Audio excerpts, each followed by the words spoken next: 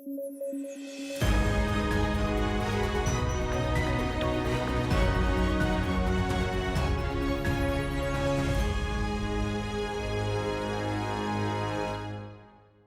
¿qué tal? Esto es Debate a través de Sudaca Perú. Yo soy Alexandra Ames y estamos aquí con Paolo Benza y David Rivera para comentar las noticias más importantes del día hoy, lunes 3 de enero. Arrancamos este episodio y arrancamos el año el día de hoy. Y tenemos algunas noticias para comentar y me gustaría empezar con lo que nos dejó el último día del año, del 2020-21, el 31 de diciembre.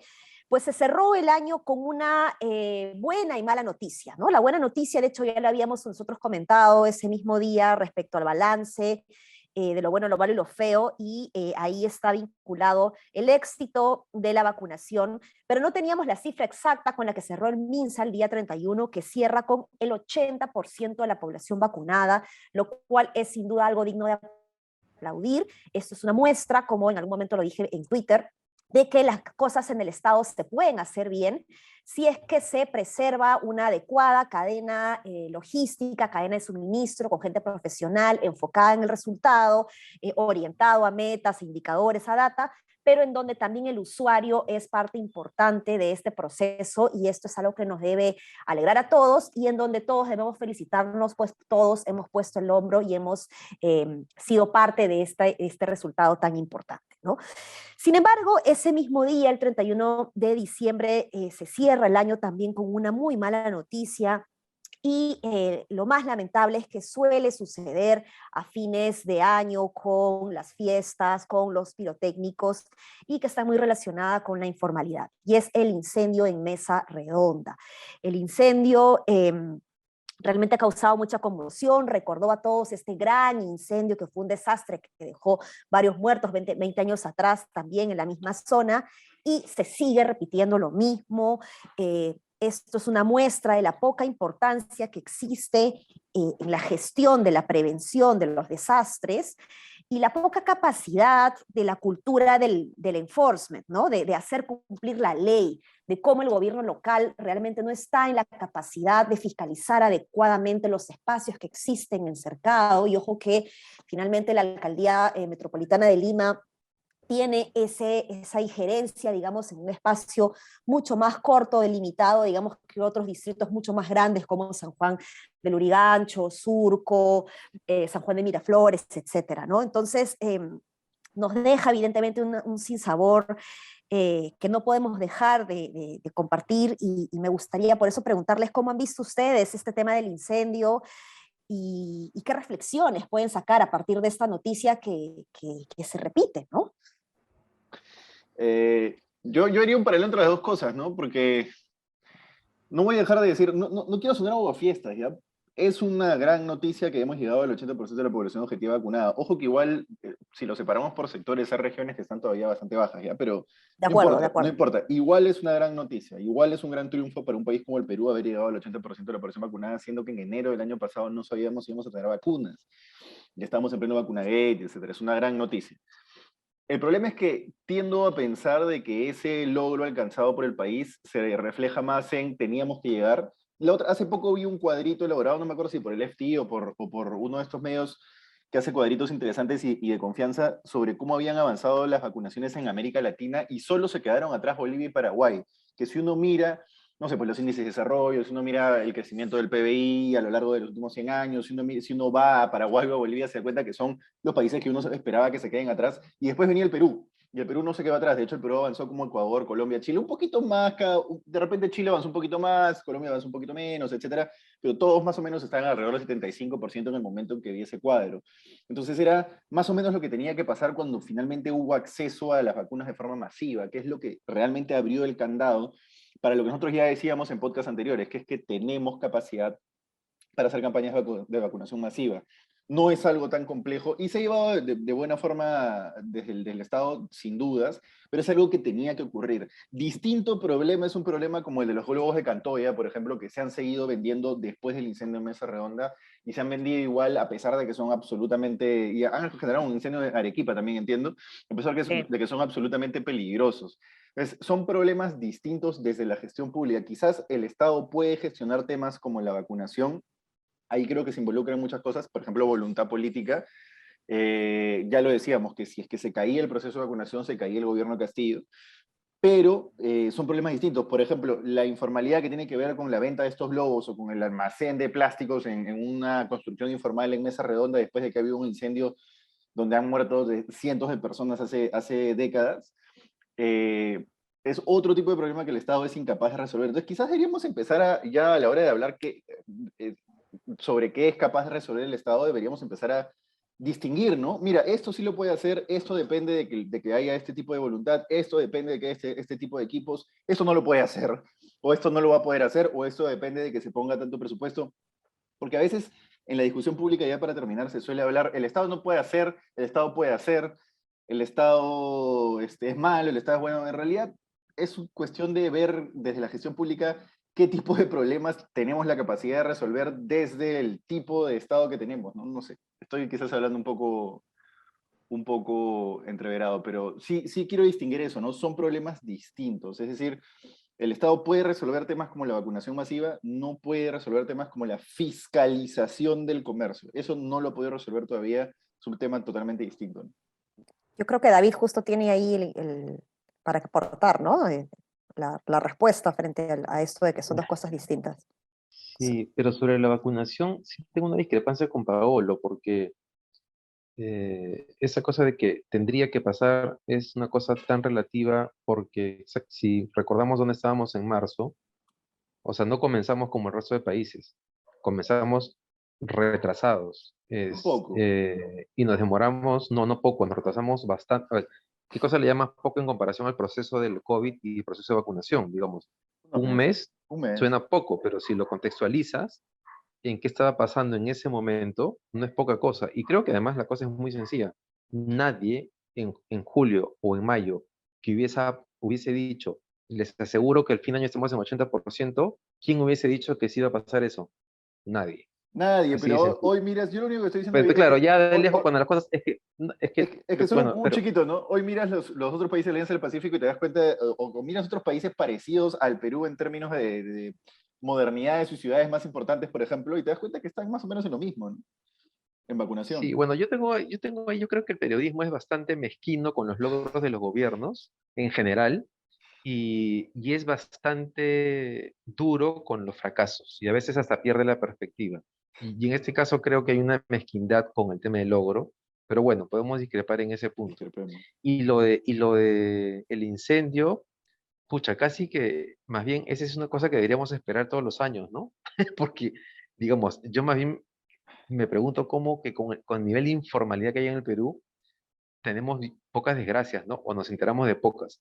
Tal vez el tránsito o los accidentes de tránsito son las más duras, pero he visto que la gente le ha hecho puré a Muñoz y la verdad es que pon un alcalde de derecha, de izquierda, de centro, trae a Petro de Colombia y la verdad es que algún incendio nos va a caer de todas maneras. Claro, Hay un problema estructural sí, ahí de acuerdo. complicado, ¿no? Con el tema de la informalidad. Eso no se resuelve con un alcalde, con un solo presidente. Eso en el Perú se va a resolver cuando haya una concertación eh, política que implique tomar medidas duras. Has empezado el 2022 condescendiente, ¿eh? Pero Amable, también, pero suave. hay una similitud también en esta buena y mala noticia y tiene que ver con la gente, con los usuarios, ¿no? En una política pública no solo basta con lo que el funcionario público diseña o implementa o entrega, sino también con la participación de la gente, ¿no? Y en el caso de la vacunación, esto ha sido posible gracias a que la gente ha puesto el hombro, como digo, pero una política pública de no permitir el ingreso a restaurantes o lugares cerrados hizo que esta curvita se ponga mucho más para arriba, ¿no? Entonces, ese es un tema importante. Y por el lado de la informalidad, tiene que ver también en cómo la gente, en cómo los usuarios están de acuerdo con sostener este sistema, ¿no? Y en el caso de los incendios, pues hace falta también una cultura de la prevención en parte de los propios trabajadores de mesa redonda, ¿no? Ser mucho más consecuentes de esto, ¿no? En el caso de la pirotecnia, por ejemplo, que entiendo esa es la razón, y aquí explíquenme, por favor, si es que es así, no me quedó claro si la razón fueron estos globos, ¿no? Yo he visto menos globos que el año pasado, pero también me han contado que han habido estos globos en, por ejemplo, zonas fichas de playas de Asia, ¿no? Pero al mismo tiempo la pirotecnia, el uso el ruido, digamos, está siendo cada vez menor. No sé cómo ha estado en sus zonas, pero algunas personas de distintos distritos de Lima me han contado que no ha sido tan fuerte como en años anteriores, ¿no? Entonces también depende de la gente. No sé si quieren hacer una reflexión adicional sobre eso o si podemos pasar al siguiente tema. Sí, por mi caso hubo bien poca pirotecnia, pero creo que fue por el tema del toque de queda. Pero hubo mucho menos. Y a eso es precisamente a lo que voy, ¿no? Yo creo que el Estado funciona cuando el incentivo ya existe. Ya existe el incentivo de vacunarse para la gran mayoría de la población. Entonces el Estado lo único que tenía que poner era el punto de vacunación, proveer de las vacunas y asegurarse de que el proceso vacunatorio, que ha tenido sus fallos, ojo, pero asegurarse de que el proceso vacunatorio funcione y camine. En ese caso sí lo puede hacer. Creo que el Estado falla cuando no entiende el problema de los incentivos para las personas y el problema de la formalización, por ejemplo, es un problema netamente de incentivos. Al informar no le conviene formalizarse por una serie de razones que ya no vale la pena discutirlas acá. De repente podemos invitar a Hugo Ñopo para hablarlas en otro momento, pero es un tema de incentivos. Por más que tú pones al Produce en Gamarra y pones toda la asistencia y pones los formularios, la ventanilla única, no le conviene y no lo va a hacer. Lo mismo el que tiene una galería en mesa redonda, no le conviene y no lo va a hacer por una serie de factores que tienen que ver con incentivos personales o comerciales, etcétera. Y en ese caso creo que es cuando falla, ¿no? Entonces, eso. Y lo de que ha habido globos de Cantoy en Asia no me sorprende, ¿no? Estamos acostumbrados a que la gente más educada, entre comillas, tome las peores decisiones. Eso. Sí, y ese punto es importante porque tal vez también debe llevarnos a pensar que el problema de la informalidad y la ilegalidad es un tema que nos atañe a todos, ¿no? Digamos, Claro. puede haber gente más informal que otros, pero yo te diría que cuando creces en una sociedad de ese tipo, algo, o sea, algo se te debe pasar por ahí. No es Sí, un problema pues. mucho más serio. Por mi zona también ha habido menos cohetes, pero también creería que es por lo que dice Paolo, por el toque de queda y que el próximo año volverán. Bueno, Porque el esperemos. año pasado, o sea, antes de la pandemia estaban también prohibidos en Miraflores y a las 12 tú veías que la gente salía a reventar con todo, venía Serenazgo, y a una zona se iban corriendo, se iba a Serenazgo, salían de nuevo. Es decir, ese es otro tipo de informalidad, ¿no? Sí, pues. Sí, pues. Pero bueno, David, ya que tocaste este tema de la mezquindad de la gente o de los medios con los logros del gobierno, hay un tema importante que De ha los estado dando gobiernos. de los gobiernos, hay un tema importante que ha estado dando vueltas estos días y que hoy día de alguna manera ya se oficializó o al menos ha aparecido más en medios de prensa, y es sobre la reapertura de las operaciones en las Bambas. Como sabemos y ya comentamos el año pasado, ¿no? En los días últimos de la semana anterior, acerca de la buena negociación que ha tenido PCM con las Bambas y con la comunidad. Pero esta noticia no ha sido bien rebotada, más bien creo que ha sido tomada con escepticismo por los medios, por la propia derecha, por el sector empresarial, que decían que no iba a ser tan sencillo abrir operaciones nuevamente y que no estaban listos para operar al 100%. Sin embargo, hoy, como digo, ya aparecieron más noticias en los medios dando a conocer de que esto ya va a iniciar hoy día y que esta operación va a estar al total de su capacidad, ¿no? Reacciones frente a esta noticia. Bien, ¿no? Lo que pasa es que el tema de las bambas es un tema que va a volver. Como ya decía, sale en podcasts anteriores, va a volver de todas maneras, probablemente el próximo año, o sea, este 2022 va a volver. Es cuestión de tiempo, ¿no? No creo que se haya previsto ninguna solución integral. Veamos, quizás PCM sí, pero es una PCM que está también, no se sabe si es que se va a mantener, entonces no sé si es que le haya previsto una solución de largo plazo, ¿no? Desde el 31 de diciembre reinició operaciones. Perdón, Carlos Chungue, que es un tuitero, había previsto esto porque vio que había aumentado la demanda de electricidad, un capo, porque cuando todo el mundo estaba, no se sabe si es que va a reiniciar o no va a reiniciar, porque la minera decía que todavía no había condiciones, lo descubrió por la demanda de electricidad. Y está bien, a ver, lo que decíamos en podcasts anteriores es que las Bambas no se iba a ir del país. Entonces, estábamos hablando de probablemente una paralización de 2 semanas y el problema se iba a solucionar. Siempre se soluciona. Finalmente, las comunidades no quieren joder a la empresa. Eso es lo que quiero que se entienda finalmente de este podcast. Las comunidades quieren sacarle dinero a la empresa porque es la única forma en la cual tienen capacidad de generar riqueza, porque no hay otra, en la zona no hay otra, la única forma de generar riqueza ahí es sacándole el dinero a la empresa, pero a nadie le gusta bloquear la carretera por años, entonces bloqueas la carretera un tiempo, la empresa cede, el gobierno cede y levanta ese bloqueo y ya está. Esperemos que no se vuelva a bloquear y que el gobierno cumpla con lo que ha ofrecido y terminen llegando a un acuerdo final. Pero la cosa sí va a solucionar. Si es que a alguien realmente le interesara este problema, y con alguien me refiero a los Jaime Altaos, David Tueste, etcétera, y no solo como utilización política para un discurso en contra del gobierno, lo que tendrían que hacer ahora es ver la forma de generar una solución que haga que el próximo año, o sea, mejor dicho, este 2022, no vuelva a repetirse el problema. Porque se va a volver a repetir. Y eso no es culpa ya ni del que bloquea, ni del que asusa, entre comillas, esa retórica del perro australiano no sirve, ni nada. Es culpa de la gente que tiene la responsabilidad de darle soluciones de largo plazo a las personas que viven en la zona de influencia, y la zona de influencia sí es el corredor minero, y que no lo hace, ¿no? Eso. A mí me sorprende, a mí me sorprende cómo en un gobierno que tiene, o sea, esta pérdida de objetividad, ¿no? Porque este gobierno tiene para criticarlo por tantas cosas que ya pues pretender desconocer la realidad ya pues es una exageración, ¿no? El día que grabamos veíamos como en las redes decían, no, pero la Bahamas no va a operar, este es como un saludo a la bandera, es pura finta del gobierno, ¿no? Pero pero la Bahamas no lo va a tomar como una condición que le permita restablecer operaciones y a los 2 días ya estaban operando, ¿no? Reiniciando sus operaciones y sus máquinas. Y me hace pensar en esta cantaleta de la derecha para cambiar a Mirta Vázquez y a Pedro Franque del gobierno, ¿no? Este, que en verdad me hace gracia porque si alguna esperanza de sensatez hay en este gobierno es porque ese sector del gobierno se fortalezca.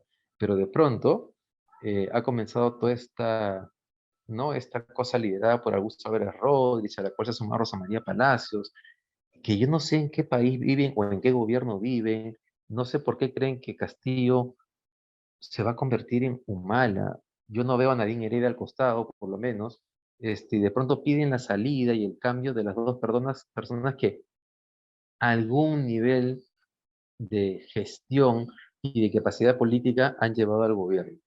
Pero bueno, nada, ojalá que yo sí espero, por más que todas las críticas que hemos hecho aquí en este podcast al gobierno, por todas las críticas que le hicimos a Mirta Vázquez en su momento del error, tremendo error que cometió con el tema de las mineras en Ayacucho.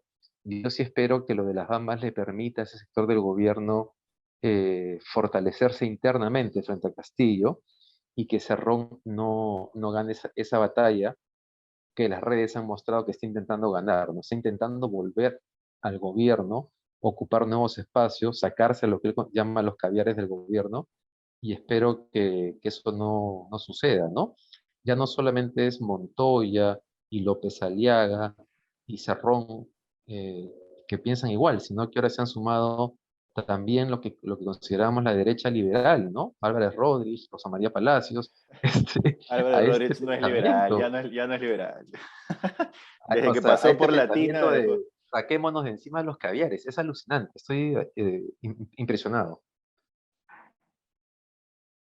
Sí, Mira, pues, bueno, tenemos un último temita que no quería dejar de mencionar, que también se nos escapó el 31 de diciembre, estamos ya sobre la hora, pero lo tocamos rapidito, y es sobre un artículo que escribe María del Carmen Alba, la presidenta del Congreso, en El Comercio, sobre una especie de balance que hace de su gestión y de la gestión parlamentaria en general, no solamente la de ella como presidenta, sino del Parlamento en sí como institución, que resulta interesante analizar, ¿no? Ella habla de 3 logros importantes, y el primero habla del ejercicio adecuado del control político, ¿no? Para que el gobierno electo se conduzca en el sentido que dictaron las mayorías. Habla de este control político que como poder legislativo han dado su voto de confianza a 2 gabinetes, se realizaron 3 interpelaciones y censuramos a un ministro, ¿no? Esta es un poquito el primer logro que ella destaca, ¿no? El cual lo llama el adecuado control político. El segundo logro que menciona es promover el acercamiento a la representación nacional con la ciudadanía, en especial con las regiones, ¿no? Realizando estos plenos descentralizados, que a mi juicio pues, han sido bastante interesantes. Y el tercer logro habla de priorizar la calidad, que se ha priorizado en el Parlamento la calidad sobre la cantidad de la producción legislativa, ¿no? En donde sostiene que el reto es aprobar leyes que tengan un impacto real en la vida de los ciudadanos, y no estas leyes declarativas que no tienen ninguna trascendencia, ¿no? Llama la atención esto último porque creo que la calidad tampoco ha sido buena, ¿no? Más bien han habido varias leyes que han tratado de ser contrarreformistas, de tirarse abajo reformas, y más bien si aspiramos a calidad, creo que deberíamos, el Congreso, mejor dicho, tiene que prestar atención a esta agenda pendiente que ella misma menciona, y saludo que la presidenta del Congreso la mencione, en donde ella menciona, daremos fuerza a reformas políticas, económicas y constitucionales, así como fortaleceremos el equilibrio de poderes entre el Ejecutivo y el Legislativo. Habla de la ley de la masificación del gas, la ley para que las cajas municipales profundicen y amplíen sus créditos a sectores excluidos y democraticen la inclusión financiera, y habla también de la ley sobre las plataformas digitales para apoyar a los emprendedores, ¿no? Entonces, ¿cómo ven ustedes este balance de la presidenta, ¿no? ¿Creen que el control político ha sido adecuado? ¿Creen que es un acierto esta gestión descentralizada de los plenos y de las sesiones en general? ¿Y creen que la calidad ha sido mayor que la cantidad? ¿No? ¿Qué leyes que tienen un impacto en la vida del ciudadano ha pasado el Congreso hasta ahora? Impacto positivo no encuentro. Pero tú has mencionado algunas reformas que sí se harían, deberían hacer desde el Congreso y tendrían impacto positivo, pero al menos en lo que yo he podido seguir, que evidentemente no es todo el panorama de leyes aprobadas, no recuerdo ninguna que haya tenido un impacto positivo en la vida de las personas. Pero bueno, eso por el lado de la calidad. Y un comentario sobre la función fiscalizadora que le llaman a la función del Congreso de fiscalizar al Ejecutivo, ¿no? Se entiende muy mal en Perú, ¿no? Se entiende muy mal, se entiende como ganar poder político por parte del Congreso y por parte de congresistas que necesitan espacios de poder puntuales y particulares, y no como realmente quiero que el Ejecutivo funcione bien, ¿no? Realmente quiero que el Ejecutivo haga las cosas bien. La interpelación debería ser una interpelación, no debería ser un paso previo a una futura censura de ministros. O sea, la interpelación ahora es una especie de trámite burocrático cuando quiere censurar a un ministro. Una interpelación debería ser, voy a citar al ministro para que me diga cosas, y yo poder hacerle preguntas y que él mejore su gestión, pues trasladarle la voluntad popular, lo que sea. Por ejemplo, es un solo ejemplo, ¿no?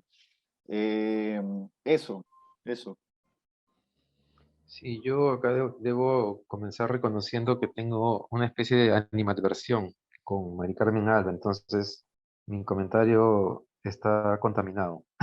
Por eso, este, yo creo que cualquier congreso podría hacer una lista de las cosas buenas que ha hecho, ¿no? Ya sería como el colmo que no tuviesen listas de cosas buenas, pero creo que no solo este congreso, sino los previos también Sí. están lejos de ser, digamos, así como el gobierno no representa a la mayoría de peruanos, este congreso tampoco lo hace, ¿no? Su agenda está llena de intereses particulares, de las diferentes bancadas que están ahí, y va a seguir siendo así, y Mari Carmen Alba podrá escribir los artículos que quiera y podrá mencionar 5 o 6 cosas buenas que han hecho, pero digamos, eso no significa ni representa que este Congreso sea bueno. No lo es ni este, ni han sido los dos anteriores, y tal vez mucho atrás tampoco, ¿no? Y un chiquito, no es tan difícil, ¿ah? O sea, por ejemplo, te juntas tú congresista, te juntas con el congresista por Lima, te juntas con los gremios de comerciantes de Gamarra, preguntas qué necesitan. Necesitan X. Y ese X lo vas y lo llevas al pleno y lo conviertes en proyecto, pasa por comisión, se aprueba dictamen, pasa por pleno y entra y se convierte en una ley. Se prioriza en la agenda por parte de gente como Mari Carmen Alba, los presidentes de comisiones, y eso es servirle al pueblo en sus necesidades. No es servirle al pueblo en sus necesidades que priorizar en la agenda legislativa necesariamente Y yo sé que ustedes van a decir, no, pero la reforma política es importante. Sí es importante, pero no es servir a la gente sus necesidades, priorizar eso como punto crucial de la agenda parlamentaria, creo yo, por ejemplo. Otros temas como esta agenda de fiscalización que tienen mal entendida también lo mismo. Sí, pues. Bueno, y con eso nos quedamos, no sin antes saludar a una oyente que nos ha pedido, bueno, no nos ha pedido que le mandemos saludos, pero nos ha mandado saludos, más bien ella a nosotros, y nosotros queremos mencionar también nuestro cariño y agradecimiento hacia ella, hacia Milagros Castañón. Paolo, cuéntanos más sobre Milagros Castañón. Ferviente oyente del podcast de Sudaca, dice que es presidenta de nuestro club de fans en el Cono Sur, así que le mandamos muchos saludos, muchas gracias por escucharnos. Y Un nada, saludo para ellos. que nos siga escuchando. Dice que le encanta cuando apostamos chifa porque en su casa apostaba en chifa, así que hay que apostar un chifa más seguido ahorita. Ahora sí te voy a apostar los chifas, ¿ya? Ahora sí ya voy a dejarme de cosas y ya me voy a Y mandar este año, nomás. y este año le queremos a Paraguay, de todas maneras. Ya. Perfecto, perfecto. Bueno, con eso nos vemos. Gracias a todos. No se olviden de compartirnos, que tengan todos nuestros oyentes un excelente inicio de año y estamos viéndonos en el próximo episodio. Un abrazo. Chao, chao. Un abrazo, hasta mañana. Chao.